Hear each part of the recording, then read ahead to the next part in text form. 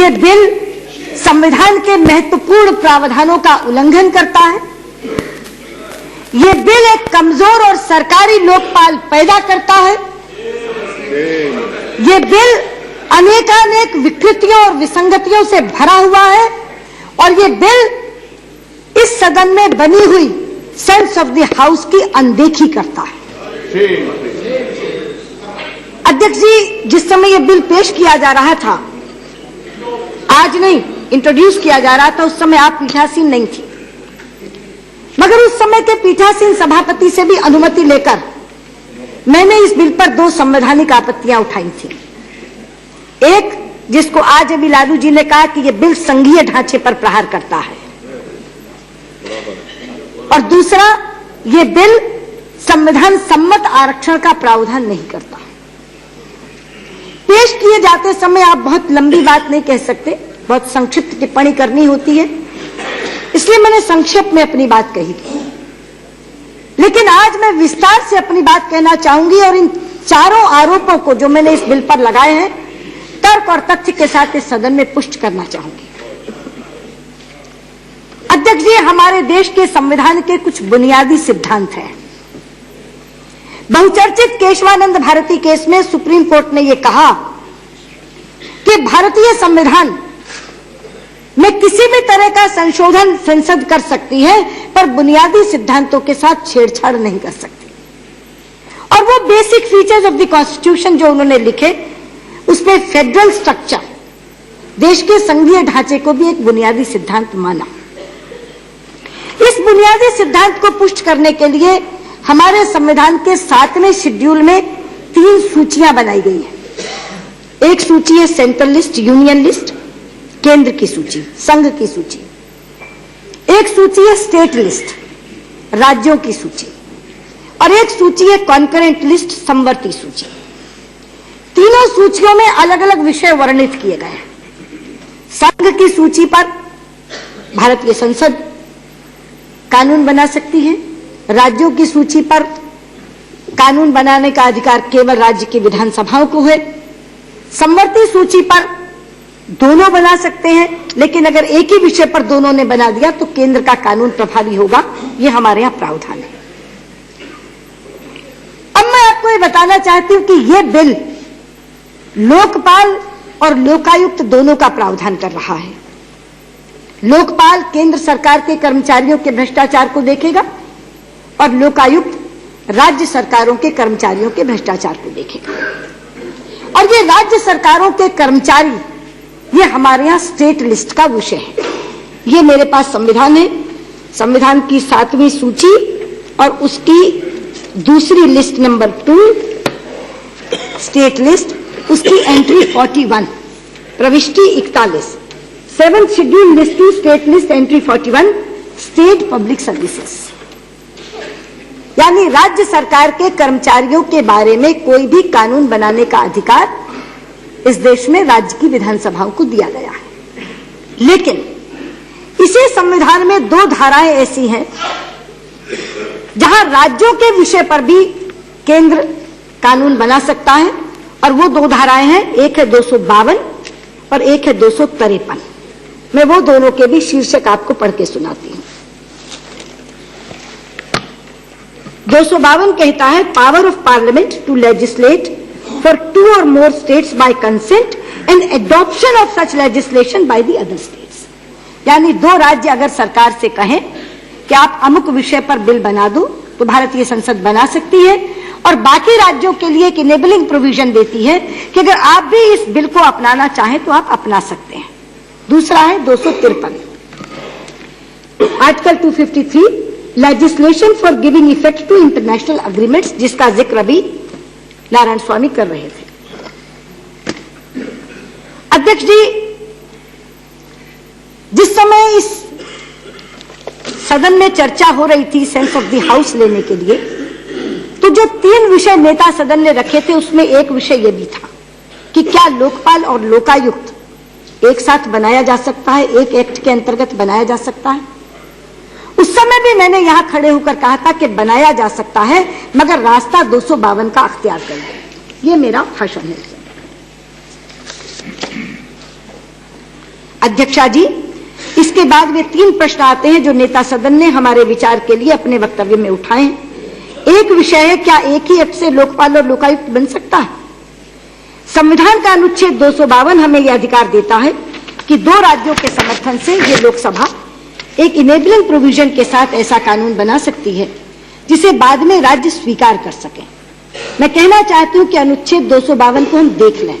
उसमें यह लिखा है, power of parliament to legislate for 2 or more states by consent and adoption of such legislation by any other state. इसके तहत हम एक ही बिल से लोकपाल और लोकायुक्त बना सकते हैं, 2 राज्यों के समर्थन से बना दें, बाकी राज्यों के लिए एक इनेबलिंग प्रोविजन बना दें जिससे राज्य सरकारें उसको एडॉप्ट कर सके, ताकि कोई राज्य सरकार ये ना कह सके कि हमारे पास कोई मॉडल बिल नहीं है। जब जब सरकार से अलग से भी बात हुई तो हमने ये कहा कि 252 का रास्ता अख्तियार कर लीजिए, एक बिल बना दीजिए, ताकि राज्य सरकारों की इच्छा होगी, अगर वो उस बिल को लेना चाहेंगे तो जस का तस ले लेंगे, संशोधित रूप में लेना चाहेंगे तो संशोधित रूप में ले लेंगे, और नहीं लेना चाहेंगे तो नहीं लेंगे, लेकिन ये 252 का रास्ता अख्तियार कर लीजिए। आज सरकार ने मंशा तो ये दिखाई कि हम सरकारों, राज्य सरकारों पर थोपना नहीं चाहते, स्टेट लेजिस्लेचर भी बिल बना सकती है, लेकिन रास्ता अख्तियार किया 253 का। अभी जो नारायण स्वामी कह रहे थे कि लेजिस्लेटिव कॉम्पिटेंस का विषय उठा था, नहीं नारायण स्वामी जी, लेजिस्लेटिव कॉम्पिटेंस का विषय नहीं उठा था। 253 के तहत आपके पास पावर है ये कहकर हमने ये कहा था कि विषय ये है कि क्या 253 के नीचे का बिल मैंडेटरी है या ऑप्शनल है। हमने ये कहा था कि 253 के नीचे अगर बिल बनाओगे तो बिल मैंडेटरी होगा। आप चाहते हो कि बिल ऑप्शनल हो, आप ऑप्शन देना चाहते हो, और आपने कॉन्स्टिट्यूशन अमेंडमेंट में दी है। मैं पढ़ के सुनाती हूं, 323D, there shall be a Lokayukta for every state, the powers of superintendence and direction relating to holding a preliminary inquiry, causing an investigation to be made and prosecution of offences in respect of complaints made to the Lokayukta under any law for the prevention of corruption made by Parliament or the state legislature as the case may be shall vest in the Lokayukta। आपकी मंशा यही है हमारे वाली कि राज्य सरकारों पर यह थोपा न जाए, और इसीलिए आपने दोनों ऑप्शन दी कॉन्स्टिट्यूशन अमेंडमेंट में। आप इससे संवैधानिक दर्जा दे रहे हैं लोकपाल और लोकायुक्त को। तो आपने कहा कि पार्लियामेंट लॉ बनाए या स्टेट लेजिस्लेचर्स लॉ बनाए, लोकपाल और लोकायुक्त को संवैधानिक दर्जा इससे मिलेगा। और आपकी ये बात कपिल सिब्बल जी ने टाइम्स ऑफ इंडिया के अपने एक बयान में कही, इस मंशा को जाहिर किया। On quote Kapil Sibal, we are not saying the law if enacted by parliament would be a must for the states. The model law is incorporated in the Lokpal and Lokayukta bill is an enabling legislation for the state legislatures to adopt in its entirety or such of those provisions which they consider appropriate to adopt, Sibbal said। लेकिन ये सरकार इतनी confused है कि आज पूरे का पूरा भाषण नारायण स्वामी ने बदल दिया।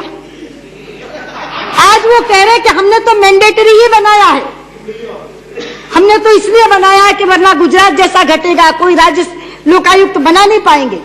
इनके 2 मंत्री 2 स्वर में बोल रहे हैं। कपिल सिब्बल कह रहे हैं कि हमने ये बिल बनाया है ऑप्शन के साथ रखते हुए, और वहां मेरा जवाब यह है कि कपिल जी 253 के नीचे ऑप्शन दी ही नहीं जा सकती। 253 के नीचे बना हुआ लॉ मैंडेटरी होता है। और आपके बयान का जवाब देने के लिए मैं लॉ कमीशन की रिपोर्ट लेकर आई हूं अपने साथ, 186th report of law commission of India. इसमें एक प्रश्न उठा था अध्यक्ष जी कि क्या 252 के तहत बनाए हुए बिल को 253 में अमेंड किया जा सकता है। कपिल जी गौर करिए, लॉ कमीशन ने क्या कहा। If parliament had passed the amending law of 1978 under article 253, there would have been no need for the states to pass resolutions in their legislatures or to adopt the amending law of 1978. After all, the idea is to have uniform laws in all the states if they are made to implement decisions taken at international conferences. दोबारा पढ़ो। After all, the idea is to have uniform laws in all the states if they are made to implement decisions taken at international conferences. और आपने ये bill international conference के लिए ही बनाया है, क्योंकि इस बिल के प्रियम्बल में ही लिखा है। बिल का प्रियम्बल देखिए, preamble of the bill, and where is India has ratified the United Nations Convention Against Corruption. Now, therefore, it is expedient to enact a law for more effective implementation of the said convention and to provide for prompt and fair investigation and prosecution in cases of corruption. ये आपके bill का source है। United Nations convention against corruption को अमली जामा पहनाने के लिए आप ये बिल बना रहे हैं, इसलिए 253 का सहारा ले रहे हैं। लेकिन आप कहते हैं कि 253 के नीचे बना हुआ बिल ऑप्शनल है। आपके मंत्री आज मूव करते हुए कहते हैं 253 के नीचे बना हुआ लॉ मैंडेटरी है। आपका कॉन्स्टिट्यूशन अमेंडमेंट कहता है कि नहीं, हम तो ऑप्शन देना चाहते हैं, हम राज्यों पर लादना नहीं चाहते। आपका मंत्री मूव करते हुए कहता है हम राज्यों पर लादना चाहते हैं। तो पहले तय तो कर लीजिए आप चाहते क्या है। और अगर आप मैंडेटरी लॉ बना रहे हैं तो उसमें एक खतरा ये पैदा होता है, जो अभी लालू जी ने कहा कि संघीय ढांचा कहां आहत होता है, कि फिर तो राज्यों के विषय पर अगर कभी भी भारतीय संसद कानून बनाना चाहेगी, केंद्र सरकार बनाना चाहेगी और उन विषयों में हस्तक्षेप करना चाहेगी, तो किसी एक देश के साथ संधि कर लेगी किसी तरह की और उसके नीचे ये बिल ले आएगी। इसलिए हम ये कहते हैं कि संघीय ढांचे पर प्रहार करता है। लेकिन पहले आप हमें बताइए कि आप मैंडेटरी लॉ लाए हैं या आप ऑप्शनल लॉ लाए हैं। प्रणवदा कहते हैं ऑप्शनल है, जहां लोकायुक्त है वो खत्म हो जाए, वो कहते हैं ऑप्शनल है। कपिल सिब्बल कहते हैं टाइम्स ऑफ इंडिया में ये ऑप्शनल है, ये इनेबलिंग प्रोविजन के साथ है। लेकिन आज कलई खुल गई जब नारायण स्वामी खड़े होकर कह रहे हैं नहीं ये तो मैंडेटरी है। मैंडेटरी है, इसका अर्थ पता है आपको क्या होगा। देश के 18 राज्यों में लोकायुक्त हैं, आपके बिल से कहीं ज्यादा बेहतर लोकायुक्त हैं। अभी अभी उत्तराखंड का एक बिल बना है, नायाब बिल, ऐसा बिल जो भ्रष्टाचार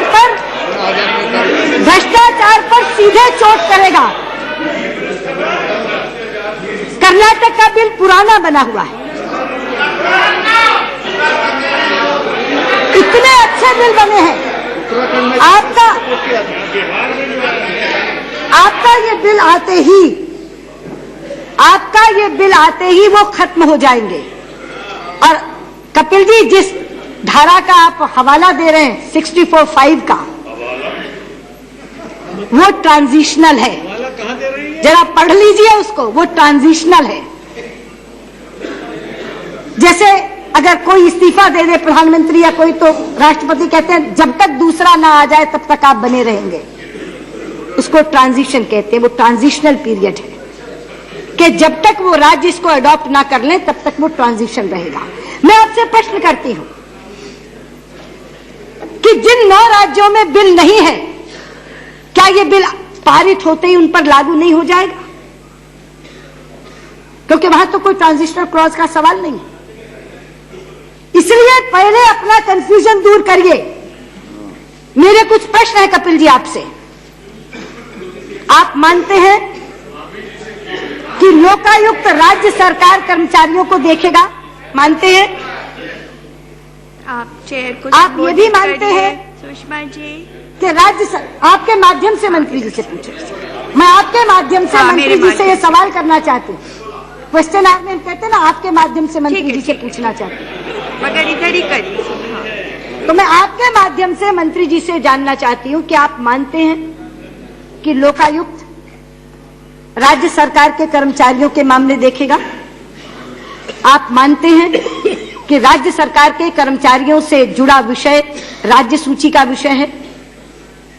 आप मानते हैं कि राज्य सूची के विषय को केवल 2 धाराओं के अंतर्गत भारतीय संसद कानून बना सकती है, 252 और 253?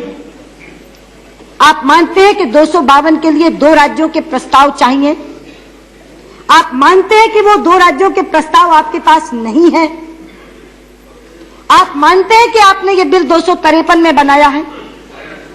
आप मानते हैं कि ये बिल आपने यूनाइटेड नेशंस अगेंस्ट करप्शन को अमली जामा पहनाने के लिए बनाया है, तो ये भी मानिए कि 253 के नीचे बना हुआ लॉ मैंडेटरी है, ऑप्शनल नहीं है। और एक ऐसा बिल ला करके आपने केवल देश के संघीय ढांचे पर आहत ही नहीं किया है, बल्कि जो राज्य भ्रष्टाचार से प्रभावी ढंग से लड़ रहे हैं उनके धार को कुंद करने का अपराध किया है।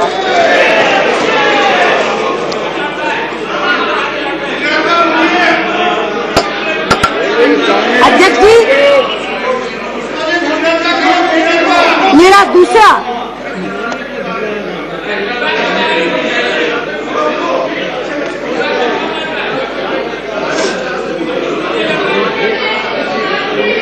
अध्यक्ष जी,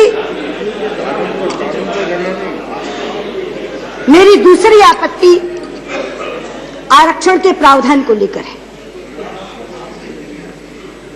अध्यक्ष जी, हमारे यहां 1952 के इंदिरा साहनी केस से लेके 2010 के कृष्णामूर्ति के केस तक सुप्रीम कोर्ट ने बार बार ये कहा कि आरक्षण की अपर लिमिट, अधिकतम सीमा 50% होगी। 50% शैल बी दी रूल।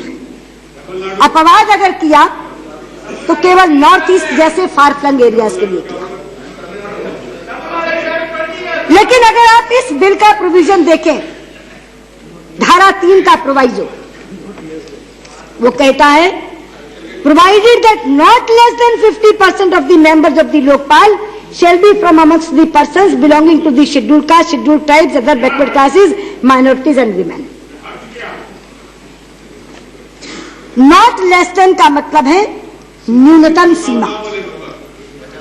जो सुप्रीम कोर्ट ने अधिकतम सीमा निर्धारित की उसको ये बिल कहता है न्यूनतम सीमा, यानी 50% से कम तो होगा नहीं, 50% से ऊपर जितना हो सकता है।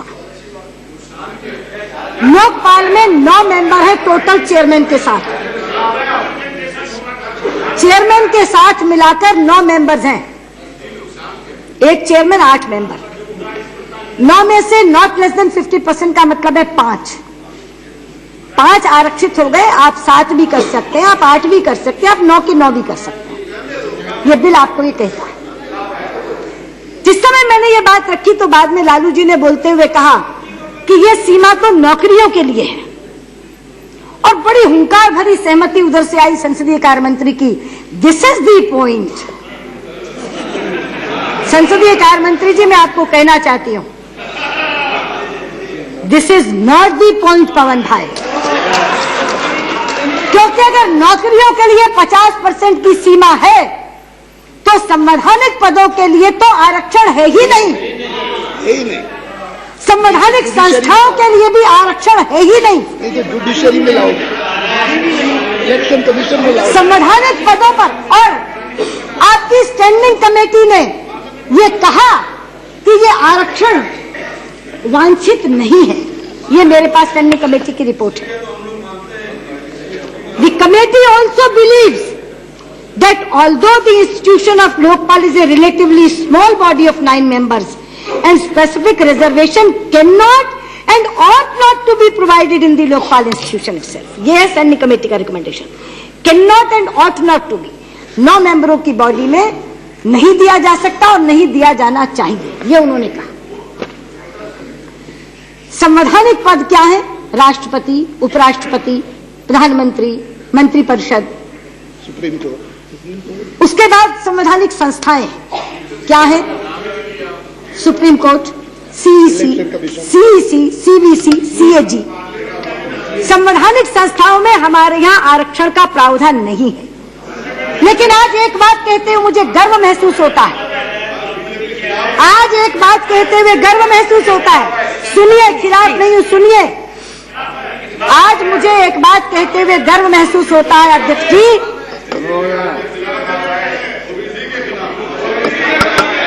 क्योंकि इन्होंने इस बिल में अध्यक्ष जी, इस बिल में इन्होंने केवल संवैधानिक संस्थाओं के लिए आरक्षण ही नहीं किया, केवल 50% की सीमा को नहीं बढ़ाया, ये धर्म आधारित आरक्षण भी लेकर आए। 50% की तो सीमा तय करता है संविधान, लेकिन मजहब पर आधारित आरक्षण की तो अनुमति ही नहीं देता संविधान, इजाजत ही नहीं देता। लेकिन एक बात कह दूं, मुझे बहुत गर्व है ये बात आज भारतीय संसद के मंच पर खड़े होकर कहते हुए कि आरक्षण के बिना भी माइनॉरिटीज के अनेकानेक महानुभावों ने इन संवैधानिक पदों को सुशोभित किया। अध्यक्ष जी 12 राष्ट्रपति हुए हैं भारत में, 12, 4 माइनॉरिटीज से हुए। Doctor Zakir Hussain, doctor Fakhruddin Ali Ahmed, Giani Zail Singh, doctor APJ Abdul Kalam, और दोनों सरकारों ने लगाया।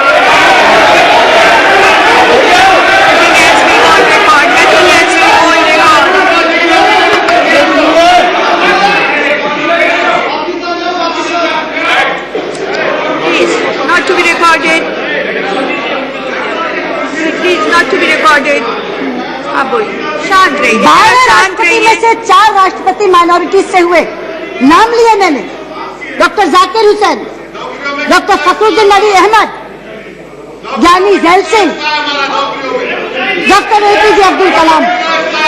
हमने भी लगाया, एनडीए सरकार ने भी और आपने भी लगाया, बिना किसी सरकार के। अध्यक्ष जी उन्हें समझ लेना, जब उनका टाइम आए वो बोल लें। मुझे एक बात कहने खड़े हो गए, बैठ जाइए। जिस पर भारत को गर्व है वो बात कर रही हूँ। बैठ जाइए। यस प्लीज, आप बोलिए। आप बैठ जाइए, आप बैठ जाइए।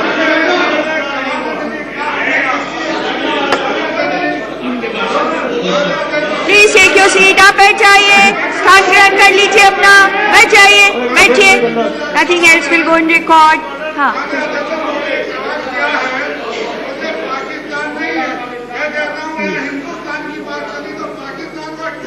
किसी ने नहीं कहा बैठिए।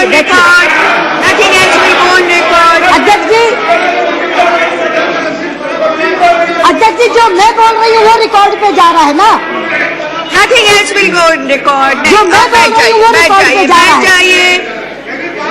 वो रिकॉर्ड में नहीं जा रहा है। और मैं हिंदुस्तान की बात कर रही हूँ, गर्वी में हिंदुस्तान की, और गर्व से कर रही हूँ।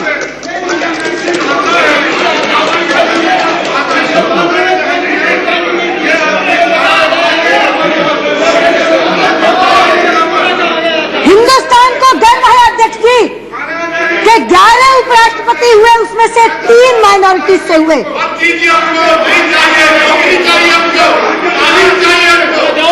ये नौकरी के लिए नहीं है ना बिल।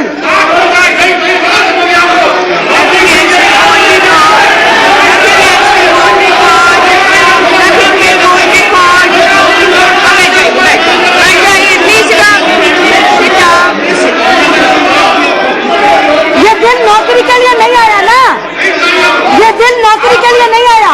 आप बैठ जाइए, बैठ जाइए, सतुद्दीन जी बैठ जाइए। आपने चाहने ना चाहने से नहीं होगा, देश ने दिया है। उत्तेजित क्यों हो रहे हैं? बैठिए। नहीं, इतने ज्यादा क्यों आप उत्तेजित हो जा रहे हैं? बैठ जाइए, बैठिए, बस हो गया। अध्यक्ष जी गो इन रिकॉर्ड, प्लीज कंटिन्यू। इनके चाहने ना चाहने से क्या होता है? देश चाहता है, देश ने दिया है, हिंदुस्तान को गर्व है। 3 उपराष्ट्रपति हुए हैं माइनॉरिटी से, जाकिर हुसैन साहब, हिदायतुल्लाह साहब, हामिद अंसारी। एहसान नहीं किया, एहसान नहीं किया, तभी कह रही हूँ। प्रधानमंत्री, आज भी वर्तमान प्रधानमंत्री डॉक्टर मनमोहन सिंह माइनॉरिटीज से हैं, पर इसलिए नहीं है कि माइनॉरिटीज के हैं, इसलिए है कि ये श्रेष्ठ हिंदुस्तानी है। अध्यक्ष जी बैठ जाइए, शांत हो जाइए, हो जाए। नहीं, न्यायपालिका पर आती हूँ। अध्यक्ष जी खुश होना चाहिए, गर्व से सीना फूलना चाहिए जो बात मैं कह रही हूँ, और आप टोका टोकी कर रहे हैं।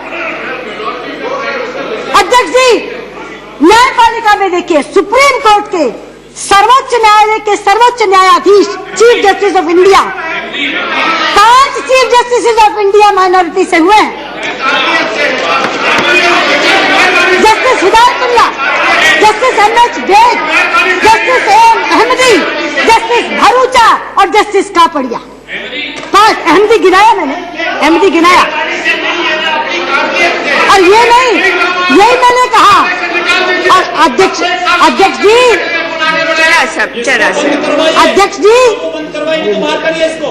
इतने गर्व की बात कह रही हूं कि विदेश सुनेगा, अंतर्राष्ट्रीय जगत सुनेगा, भारत की प्रशंसा करेगा। आपसे ये नहीं समाया नहीं जाता। आप बैठ जाइए ना, बैठ जाइए, शांत हो जाइए, जरा से शांत हो जाइए। आप अच्छी बात जब आपकी टर्न आएगी तब आप बोलिएगा। अभी सुनिए, अच्छी बात आपकी भी टर्न आएगी। मैं कोई तथ्य गलत दे रही हूँ, कोई बात गलत कह रही हूँ तो आप तो किए। अरे अंतर्राष्ट्रीय जगत के लोग सुन रहे होंगे, हिंदुस्तान की पीठ थपथपा रहे होंगे कि भारतीय संसद में ये कहा जा रहा है। अध्यक्ष जी, न्यायपालिका के बाद संवैधानिक संस्था पर आइए। भारत को विश्व का सबसे बड़ा लोकतंत्र कहा जाता है, biggest and the largest democracy of the world. आज हमारे निर्वाचन की पूरी प्रक्रिया का संचालन माइनॉरिटी का व्यक्ति कर रहा है, हमारा CEC chief election commissioner Shri SY Qureshi. इसलिए नहीं चुना कि वो माइनॉरिटी है, इसलिए नहीं चुना कि वो माइनॉरिटी है, इसलिए चुना कि वो काबिल है, वो योग्य है,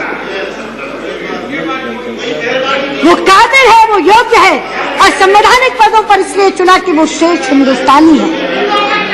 ये अच्छी बात भी सुनने में आपको बुरी लगती है। शांत हो जाइए, लेकिन क्या इतना शोर मचा रहे हैं? लेकिन आज जो हम कर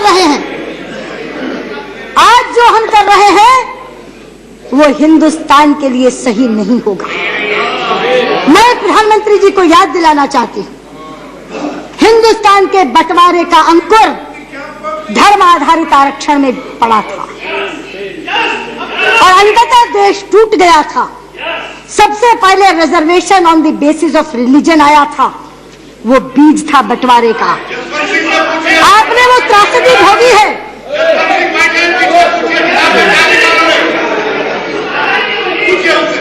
प्रधानमंत्री जी, आपने वो त्रासदी भोगी है, आपने वो पीड़ा सही है और आप अपने राज्य में ये कर रहे हैं। आपने एक शेर पढ़ा था एक बार इस सदन में हमें संबोधित करते हुए। आज मैं उसी शेर को आपको मुखातिब करते हुए कहती हूं। तारीख की आंखों ने वो दौर भी देखे हैं, लम्हों ने खता की थी, सदियों ने सजा पाई। आज है वो ये लम्हा, आज है वो लम्हा। हम करने क्या जा रहे हैं? मजहब पर आधारित आरक्षण।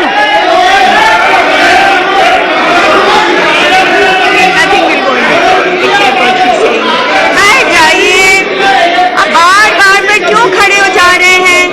बार-बार क्यों खड़े? मजहब पर आधारित आरक्षण इस देश में विभाजन का दूसरा बीज बोने का काम करेगा।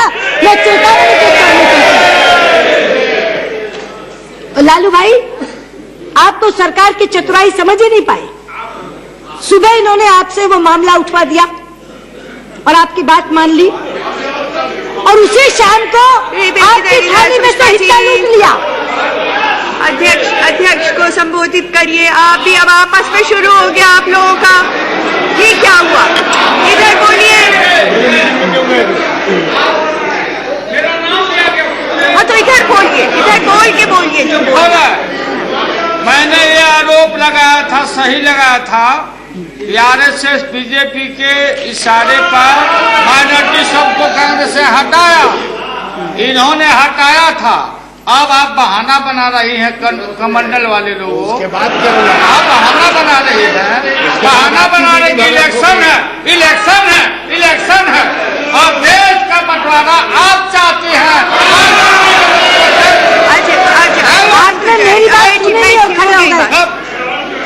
मैं आपसे कह रही हूँ, सरकार ने चतुराई करी आपके साथ। सुबह आपकी बात मान ली, शाम को आप ही की थाली में से हिस्सा बटा लिया और आपकी बोलती बंद हो गई। ओबीसी रिजर्वेशन में से 4.5% जब माइनॉरिटी को दिया, अंदर अंदर तो आप उबल रहे हैं, मगर आप बोल नहीं सकते। सकते। शरद यादव करेंगे विरोध, शरद यादव विरोध करेंगे, आप विरोध नहीं कर सकते। अंदर अंदर आप उबल रहे हैं, क्यों नहीं विरोध कर सकते? क्योंकि आप ही के शब्दों में आपको जवाब दिया जाएगा। आपने कहा था धन और धरती बट के रहेगी अपना अपना छोड़ के, तो लोग कहेंगे अगर आप विरोध करोगे तो कि मुस्लिम को आरक्षण तो दो पर हमरा हमरा छोड़ के, इसलिए आप बोल नहीं पा रहे। हाँ, बोल नहीं पा रहे, रुक गया। सरकार दोनों तरफ से फायदे में रही, सरकार दोनों तरफ से फायदे में रही, दोनों तरफ से फायदे में रही सरकार, और आपका हिस्सा लूट लिया। लेकिन अध्यक्ष जी, मुझे उस दिन प्रणव दा का जवाब सुनकर हैरानी हुई। जब मैंने ये आपत्तियां उठाई, आप पीठासीन नहीं थी, उन्होंने कहा कि हम जुडिशरी का रोल अख्तियार क्यों करें, अपने आप अदालत को जो करना होगा कर लेगी। उनकी बात से ऐसे लगा जैसे ये बिल उनके लिए एक बला बन गया है और वो सिर से बला टालना चाहते हैं। बजट सेशन आ रहा है, वित्त मंत्री को काम बहुत होते हैं, उनको लगता है ये बिल पारित हो, जैसे मर्जी पारित हो, घटिया बढ़िया बेकार जैसा हो जाए कि एक बार कि हम बिल ले आए। लेकिन ये सही नहीं है, ये सोच भी सही नहीं है। देखकर मक्खी नहीं निगली जाती। कोई चीज वैसे गलत हो जाए और उसके गूढ़ तत्व में जाकर के सुप्रीम कोर्ट अल्ट्रा वायरस करार दे दे, ये तो हो सकता है। लेकिन एक चीज पेटेंटली अनकॉन्स्टिट्यूशनल सामने है, और जिस सदन में इतने बड़े बड़े संविधान विशेषज्ञ बैठे हैं, अब चिदम्बरम जी का गृहमंत्री के नाते हमारा विरोध होगा, पर वो एक नामी गिरामी वकील है, इसमें तो कोई संदेह नहीं। I acknowledge him as an eminent lawyer. Kapil Sibal बैठे, होगा राजनीतिक विरोध हमारा, इनके बिल रुक जाते होंगे राज्यसभा में, लेकिन वो संविधान के विशेषज्ञ हैं, इसमें तो कोई दो राय नहीं है। सलमान खुर्शीद बैठे हैं, पवन बंसल बैठे हैं, और प्रणव दा चाहे लॉयर ना हो, लेकिन इतना अनुभव है उनका इस संसद का, इतने अनुभवी सांसद हैं। यहाँ अडवाणी जी बैठे हैं, 40 साल का जिनका राजनीतिक अनुभव है, और छोटी मोटी टूटी फूटी जानकारी तो मुझे भी है अध्यक्ष जी संविधान की। हम सबके रहते हुए एक पेटेंटली अनकॉन्स्टिट्यूशनल बिल यहां से पारित हो, ये हम कैसे सहेंगे? इसलिए मैंने इनसे कहा है, मेरे 2 संशोधन है। पहले वाले में संघीय ढांचे पे मेरा संशोधन कॉन्स्टिट्यूशन अमेंडमेंट में है, जहां मैंने कहा कि अंडर आर्टिकल 252 शब्द जोड़ लो, आप उसको स्वीकार कर लो, 2 राज्यों के प्रस्ताव मंगा लो और बिल 252 के नीचे ले आओ। यहां मेरा संशोधन है कि मजहब आधारित आरक्षण संविधान सम्मत नहीं है, इसलिए उसको संविधान सम्मत बना दो। ये मेरा पहला आरोप जो मैंने लगाया था कि बिल संविधान के प्रावधानों का उल्लंघन करता है, उसके संदर्भ में मैंने ये तर्क और तथ्य दिए। मेरा दूसरा आरोप था, ये बिल बहुत कमजोर और सरकारी लोकपाल निकालता है। अध्यक्ष जी, चाहा तो हमने ये था कि सीबीआई को सरकारी शिकंजे से मुक्त किया जाए, मगर हुआ उल्टा। सीबीआई तो सरकारी शिकंजे से निकली नहीं, पर लोकपाल शिकंजे में आ गया। ऐसा बिल लाए हैं, उसकी अपॉइंटमेंट देखो तो कमेटी में सरकारी पक्ष की बहुलता, उसका रिमूवल देखो तो केवल सरकार के पास, यहां तक कि उसकी कार्यप्रणाली देखो तो कहते हैं कि जो इंक्वायरी विंग और प्रोसिक्यूशन विंग का डायरेक्टर होगा वो भी केंद्र सरकार पैनल देगी उससे होगा। यहां तक कि उसका सेक्रेटरी भी जो होगा वो सेंट्रल गवर्नमेंट के पैनल से होगा। बेचारा लोकपाल जो अपना सचिव भी नहीं चुन सकेगा। अपॉइंटमेंट में इन्होंने कहा है प्रधानमंत्री, speaker, leader of the opposition, chief justice of India के बाद jurist nominated by the government. मेरा संशोधन है, वो प्रेसिडेंट का मतलब गवर्नमेंट होता है कि जब चीफ जस्टिस ऑफ इंडिया हमने रख लिया तो जूरिस्ट की क्या जरूरत है? भारत के सर्वोच्च न्यायालय के सर्वोच्च न्यायाधीश जिस पैनल में है वहां जूरिस्ट की क्या आवश्यकता है? मेरा संशोधन है कि वहां नेता प्रतिपक्ष राज्यसभा को साथ में रखा जाना चाहिए, क्योंकि दोनों सदनों के दोनों सदनों के सांसद इसके घेरे में आ रहे हैं। एनएचआरसी में भी जिस पैनल में आप हैं, मैं हूं, नेता प्रतिपक्ष राज्यसभा है, प्रधानमंत्री है और एक मंत्री है, लॉ मिनिस्टर, तो वैसा बना सकते हैं। लेकिन चीफ जस्टिस ऑफ इंडिया के रहते जूरिस्ट की आवश्यकता नहीं है। अगर दोनों नेता सदन होंगे, एक चीफ जस्टिस ऑफ इंडिया होंगे, तो सरकारी पक्ष की बहुलता कम होगी, वो टिल्टेड होगा इंडिपेंडेंट की तरफ। इसलिए वो मेरा एक संशोधन है इसमें। तो अपॉइंटमेंट में सरकारी पक्ष की बहुलता हटाने का तरीका तो और भी निराला। सुप्रीम कोर्ट को रेफरेंस कौन कर सकता है? सरकार। प्रेसिडेंट लिखा है, प्रेसिडेंट का मतलब सरकार, या 100 सांसदों के ज्ञापन से सरकार। तीसरा तो बड़ा ही मजेदार है, अगर किसी व्यक्ति को, अगर किसी भारत के नागरिक को जो शिकायत करता हो, अगर उसके मन में यह भाव आ जाए कि ये लोकपाल सरकार का पक्ष ले रहा है, मेरे प्रति पूर्वाग्रह रख रहा है, तो वो अर्जी देगा सरकार को। सरकार तय करेगी कि इसका रेफरेंस सुप्रीम कोर्ट को करना कि नहीं करना। वो कहते हैं ना कि तुम ही कातिल, तुम ही मुंसिफ, तुम ही जल्लाद भी हो। अकरबा किस पे करे खून का दावा, किस पर? इन्हीं के बारे में तो उसको शिकायत कि सरकार के लिए पक्षपात कर रहा है लोकपाल, और अर्जी दे इन्हीं को। मुंसिफी यही करेंगे, ये तय करेंगे कि उसकी इस एप्लीकेशन को सुप्रीम कोर्ट में भेजा जाए कि नहीं भेजा जाए। कहीं विश्व भर में देखा है ऐसा? तो जिसकी नियुक्ति इनके हाथ में, जिसका हटाना इनके हाथ में, पदमुक्त करना इनके हाथ में, और बाकी तो आप हैरान हैं। आप प्रोवाइजो 10 पढ़िए, मैं तो पढ़ रही थी और हंस रही थी।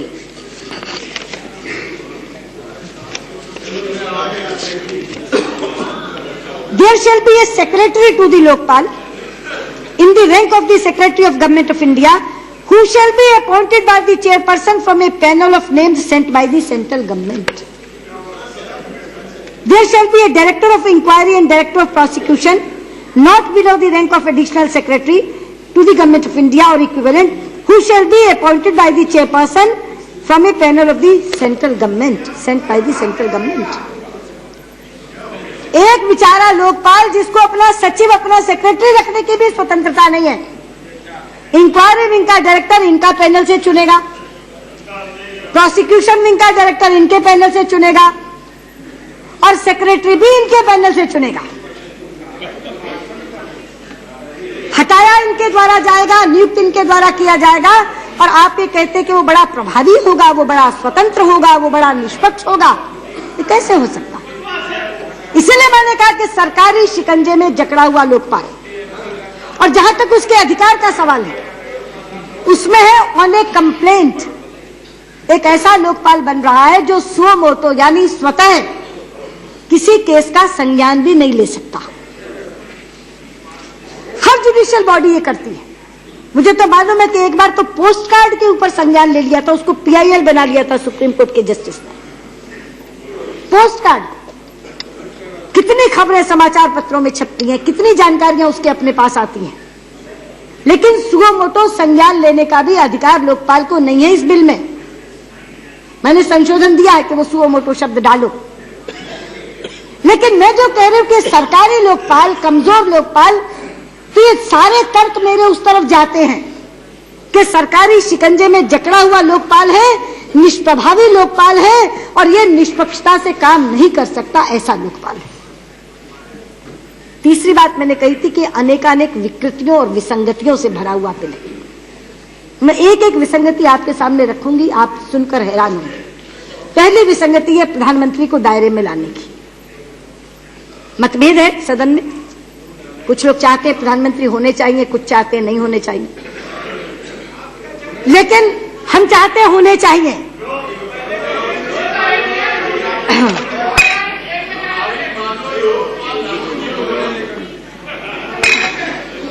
और ये बात आज नहीं कह रही हूं, जिस समय सदन में चर्चा हुई थी तब कह दी थी। लेकिन इन्होंने क्या कहा, प्रधानमंत्री को लाए तो हैं, पर इतने कवच कुंडल पहना के लाए कि उन्हें कोई छू ही नहीं सके। क्या प्रावधान है? जो शिकायत आएगी उस पर पूरा बेंच, फुल बेंच लोकपाल का बैठेगा। 3/4 जज ये तय करे कि शिकायत पर कार्रवाई होनी चाहिए तो कार्रवाई होगी, वरना नहीं। ये 3/4 का कॉन्सेप्ट कहां से आया? 3/4 का कॉन्सेप्ट कहां से आया? अध्यक्ष जी, इवन इस देश में संविधान का संशोधन करने के लिए कुल सदन का 50% और उसका 2/3 चाहिए। कुल सदन का 50% होता है 273, उसका 2/3 होता है 182। अगर इस 543 में से 273 सदस्य उपस्थित होकर 182 लोग संविधान संशोधन के पक्ष में वोट कर दें तो संविधान संशोधित हो जाता है। और ये मिनिमम नंबर को that is 50%। 275 of this house is required, not 182. 50% का है, 50%। आप भी 50% रख लीजिए। एक मिनट, आप भी 50% रख लीजिए, पर मैंने तो संशोधन दिया है 2/3 का। 2/3 का नहीं, ठीक है। I stand corrected. 182 members there. I stand corrected. That's all. I stand corrected, क्योंकि 50% ऑफ द टोटल अलग से जरूरत है और 2/3 of the present and voting अलग से जरूरत है, इसलिए आई स्टैंड करेक्टेड। लेकिन मैं ये कह रही हूं कि 50% ही चाहिए ना संविधान के लिए। आप 50% रख लें, मगर मैंने तो 2/3 का संशोधन दिया। ये 3/4 कहां से? और उसके बाद प्रोसीडिंग्स कैमरा में होंगी और वो किसी आरटीआई में या कहीं बाहर उजागर नहीं की जाएंगी। हम पारदर्शिता ला रहे हैं या पारदर्शिता समाप्त कर रहे हैं? आप क्यों पीएम को एम्बैरेस कर रहे हैं? अगर आपको नहीं लाना तो साहस से कह दीजिए। क्या हम उन लोगों का बात नहीं मानते जो लाना चाहते? कह दीजिए। लेकिन ये एक फार्स, ये एक दिखावा क्यों कर रहे हैं?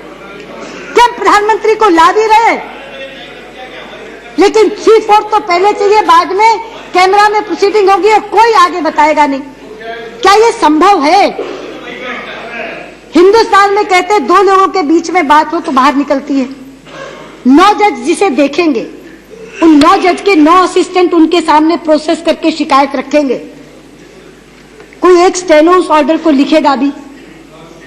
किसी ने विमत दिया, असहमति दी तो उसका स्टेनो भी लिखेगा। 20, 22, 25 लोगों के बीच में से जो चीज निकलेगी वो बाहर नहीं आएगी। और शिकायतकर्ता तो बताएगा।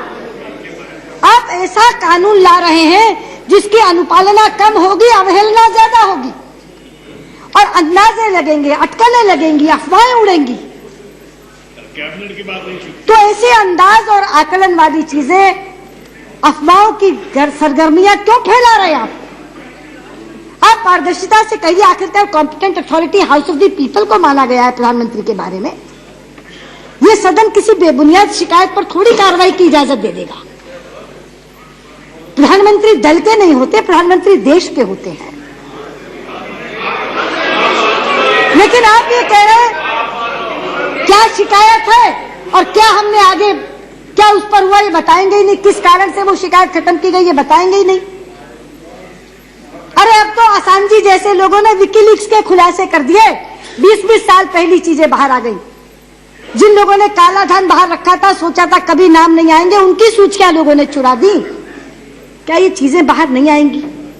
एक ऐसा कानून हम बना रहे हैं जिसका इंप्लीमेंटेशन नहीं होगा, बल्कि जिसकी अवहेलना होगी, तो प्राइम मिनिस्टर एम्बैरेस जरूर होंगे। कहीं भी अंतर्राष्ट्रीय जगत में आएगा कि एक ऐसा लॉ अगेंस्ट करप्शन बना जिसमें प्रधानमंत्री की प्रोसीडिंग कैमरा में होगी, बाहर रिपोर्ट बताई नहीं जाएगी। लोग क्या कहेंगे? मैंने कहा था बड़ा विकृति से भरा बिल है। और एक दूसरी विसंगति बताती हूं जो आपकी पीठ से संबंधित है। इसमें एक धारा जोड़ी गई है 24। स्टैंडिंग कमेटी में कभी उस पर चर्चा नहीं हुई। मैंने अपने स्टैंडिंग कमेटी के सदस्यों से भी पूछा और स्वयं स्टैंडिंग कमेटी की रिपोर्ट भी पढ़ी। कहां से आई वो धारा मुझे नहीं मालूम। सांसदगण सुन लें उसको। इसमें ये प्रावधान किया गया है कि एमपी अगर चार्जशीट भी होगा तो उसकी रिपोर्ट स्पीकर को या चेयरमैन राज्यसभा को भेजी जाएगी और आपसे कहा जाएगा कि आप कार्रवाई करिए चार्जशीट के बाद। और अगर आप कार्रवाई नहीं करेंगी या करेंगी, उसकी रिपोर्ट आप लोकपाल को भेजेंगी, और नहीं करेंगी तो कारण क्या है ये भी उसको लिखकर भेजेंगे। अध्यक्ष जी, मैं कहना चाहती हूं, इस लोकतांत्रिक व्यवस्था में ये सदन सर्वोच्च है और इस सदन में आपकी सत्ता सर्वोच्च है। आपकी किसी रूलिंग को कोर्ट में भी चुनौती नहीं दी जा सकती, लेकिन यह लोकपाल कह रहा है कि आप रिपोर्ट देंगे उसको। और यह आपने कैसे मान लिया? सपने आते हैं आपको, हंचीज होती है, क्या होता है आपको? दुविधा में तो हमेशा ग्रस्त रहते हैं। आपकी सत्ता को तो कोर्ट में भी चुनौती नहीं दी जा सकती। किसी ने पढ़ा है ये बिल? स्टैंडिंग कमेटी में चर्चा नहीं हुई, कहां से आई है प्रावधान, कहां से आई ये धारा कि चार्जशीट होने के बाद आपके पास वो रिपोर्ट भेजेगा और आप एक्शन टेकन रिपोर्ट भेजेंगी उसको, और अगर एक्शन कोई नहीं लेंगी तो कारण लिखकर भेजेंगी। ये bill representation of people act के भी विरोधाभास में है। वहां तो कहते हैं कि कन्विक्शन के बाद भी अगर 2 साल का कन्विक्शन है और सुप्रीम कोर्ट में अपील पेंडिंग है तो आप चुनाव लड़ सकते हैं, चुनाव लड़के जीत कर आ सकते हैं, मगर यह चार्जशीट के बाद ही सदस्यता से जा सकते हैं। इसलिए मैं आपसे कहना चाहती हूं, कोई एक विसंगति नहीं है इसमें। तीसरी विसंगति देखिए, सीबीआई की कार्यशैली के बारे में हमने बहुत बार चर्चा करनी चाहिए। पिछली बार बोलते हुए मैंने कहा कि सीबीआई वो यंत्र है जो सरकार के अल्पमत को बहुमत में बदलता है। जितने के नाम मैंने लिए वो सब आज दोहराना नहीं चाहूंगी, लेकिन पिछले 3 महीने में 2 नई घटनाएं हो गई। चिदंबरम जी के मामले में सीबीआई ने जाकर कह दिया इन्वेस्टिगेशन करने की कोई जरूरत नहीं है। डॉक्टर सुब्रमण्यम स्वामी ने जाकर याचिका दायर की कि मेरे पास वो सारा एविडेंस मैं फाइल में से निकाल सकता हूं जिसमें जांच की जरूरत है। तो सुप्रीम कोर्ट ने डॉक्टर सुब्रमण्यम स्वामी की याचिका पे कहा सीबीआई को कि फाइल दो ही नहीं, और वो फाइल देने के बाद वो मजिस्ट्रेट के सामने गए। मजिस्ट्रेट ने कहा मैं आपको सुनना चाहूंगा कि चिदंबरम साहब को अभियुक्त बनाया जाना चाहिए कि नहीं बनाया जाना चाहिए। मजिस्ट्रेट सुन रहा है कि अभियुक्त बनाया जाना चाहिए कि नहीं बनाया जाना चाहिए, लेकिन एक गृह मंत्री के खिलाफ कैसे सीबीआई कह दे कि हम जांच करने को तैयार है? उन्होंने सरेआम मना कर दिया। इसी तरह आंध्र प्रदेश की असेंबली में अल्पमत को बहुमत में लाने के लिए सीबीआई का दुरुपयोग किया गया। इसलिए हम चाहते थे कि सीबीआई सरकारी शिकंजे से निकले, लेकिन इन्होंने तो सीबीआई की ऐसी गुम्बनघेरी बनाई है। पहले उसका एक बॉस था, अब 4 बॉस बन गए। लोकपाल ग्रुप ए और बी के अधिकारी उसको भेजेगा, उसके लिए वो लोकपाल को रिपोर्ट करेगा। सीबीसी ग्रुप सी और डी के अधिकारी उसे भेजेगा, उसके लिए वो सीबीसी को रिपोर्ट करेगा। बाकी जो कोर्ट से डायरेक्ट उसके पास केसेस आएंगे उसके लिए वो कोर्ट को रिपोर्ट करेगा, और ट्रांसफर पोस्टिंग प्रमोशन के लिए वो डीओपीटी के आगे माथा टेकेगा। सबसे ज्यादा नियंत्रण होता है प्रशासनिक और वित्तीय, जिसके हाथ में धन है और जिसके हाथ में ट्रांसफर पोस्टिंग है। आपने डायरेक्टर सीबीआई की अपॉइंटमेंट तो रख दी, लेकिन क्या सारे काम डायरेक्टर करेगा? उसके नीचे के सारे अफसरों का प्रशासन तो डीओपीटी के हाथ में है। इसलिए हमने ये कहा कि अगर सीबीआई को स्वतंत्र और निष्पक्ष बनाना है तो एक तो आप उसके इन्वेस्टिगेशन और प्रोसिक्यूशन विंग को अलग करिए सीबीआई के अंदर, और उसके बाद उसका प्रशासनिक और वित्तीय नियंत्रण लोकपाल को दे दीजिए, ताकि वो इनके शिकंजे से निकले, वो एक स्वतंत्र जांच एजेंसी के रूप में काम करे। और अगर ये हमारा ये सुझाव मानते हैं तो लोकपाल को एक एस्टैब्लिश्ड इन्वेस्टिगेटिंग एजेंसी मिल जाएगी, सीबीआई सरकारी शिकंजे से बाहर हो जाएगी और देश में भ्रष्टाचार से लड़ने का एक मजबूत तंत्र खड़ा हो जाएगा।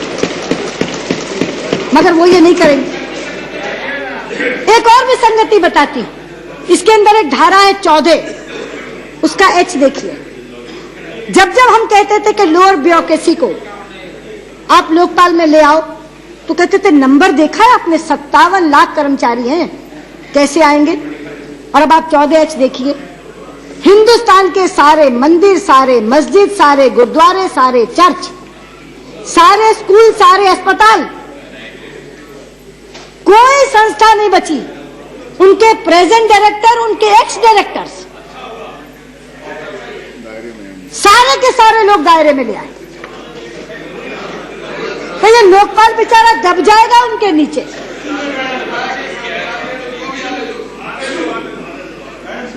इतनी बड़ी विसंगति। Please sit down. Please sit down. Please sit down. You speak when it's your turn. इतनी बड़ी विसंगति उन सबको ले आए। 57 लाख तो ज्यादा लग रहे थे, और इसमें जो करोड़ों लोग आ जाएंगे उनको ला करके लोकपाल के नीचे इन्होंने रख दिया। इसी तरह से जो मैं कह रही थी कि सेंस ऑफ द हाउस की इन्होंने अवहेलना की। सेंस ऑफ द हाउस किन 3 चीजों के लिए थी? पहली थी लोअर ब्यूरोक्रेसी के लिए, लोकपाल और लोकायुक्त के लिए, सिटीजन चार्टर के लिए। लोकपाल और लोकायुक्त में तो कंफ्यूजन है, 253 के नीचे लाए हैं और कह रहे हैं ऑप्शनल है। लोअर ब्यूरोक्रेसी में ए एंड बी यूजर डाल के सी एंड डी सीबीसी को दे दिया है, और सिटीजन चार्टर का बिल ही अलग लाए हैं, वो भी स्टैंडिंग कमेटी को गया है। जबकि उस दिन ये तय हुआ था कि सिटीजन चार्टर, विसल ब्लोअर वो इसका पार्ट बनेंगे। अब वो स्टैंडिंग कमेटी से आएगा, उसके बाद वो इसका पार्ट बनेगा कि नहीं बनेगा। सिटीजन चार्टर में अपने आप में बहुत खामियां हैं, विसल ब्लोअर में अपने आप में बहुत खामियां हैं, इसीलिए हमने विसल ब्लोअर के लिए बिल्कुल अलग वक्ता रखे हैं जो केवल उसी पर बोलेंगे। सिटीजन चार्टर जब यहां डिस्कस होगा तब हम उस पर बोलेंगे। लेकिन मैं कहना चाहती हूं कि इस सरकार को ये पता नहीं है कि वो इस बिल में चाहती क्या है। एक तरफ लोकपाल इतना बेचारा है कि अपना सचिव भी नियुक्त नहीं कर सकता, दूसरी तरफ लोकपाल इतना ताकतवर है कि आपसे रिपोर्ट मांग रहा है।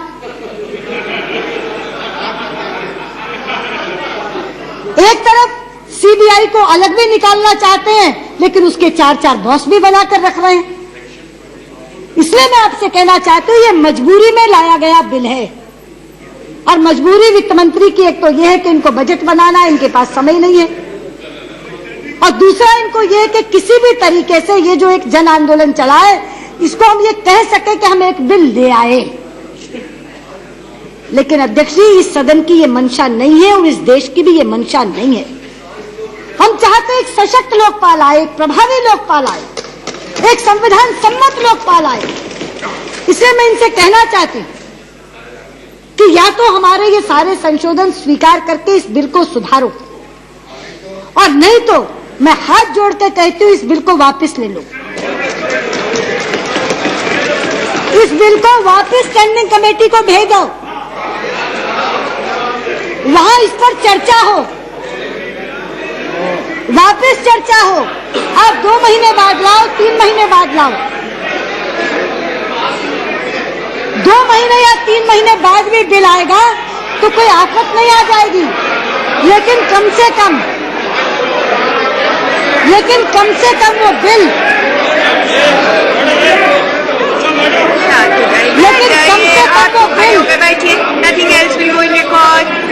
नहीं, बैठिए। लेकिन कम से कम वो बिल देश,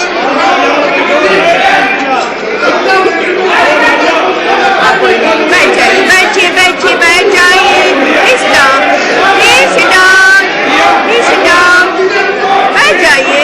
हाँ, हमने चाहा था कि बिल शीतकालीन सत्र में आए, उस दिन सेंस ऑफ द हाउस में भी चाहा था, बाद में भी चाहा था, मगर ऐसा बिल लाए ये तो नहीं चाहा था। ऐसा बिल आए जो वर्तमान सिस्टम को भी ध्वस्त कर दे। जो आज तंत्र खड़ा है ये तो उसका भी विनाश कर रहा है, ये तो उसको भी ध्वस्त कर रहा है। इसलिए हमें ध्वस्त करने वाला बिल नहीं चाहिए, हमें देश में एक प्रभावी और सशक्त लोकपाल जो भ्रष्टाचार पर करारी चोट करे वो बिल चाहिए। आप 2 महीने और लगा लो, वापस स्टैंडिंग कमेटी के पास ले जाओ, लेकिन एक ऐसा बिल लेकर आओ जो देश की आशाओं को पूरा कर सके, जो हमारी उम्मीदों पर खरा उतरे। बहुत बहुत धन्यवाद।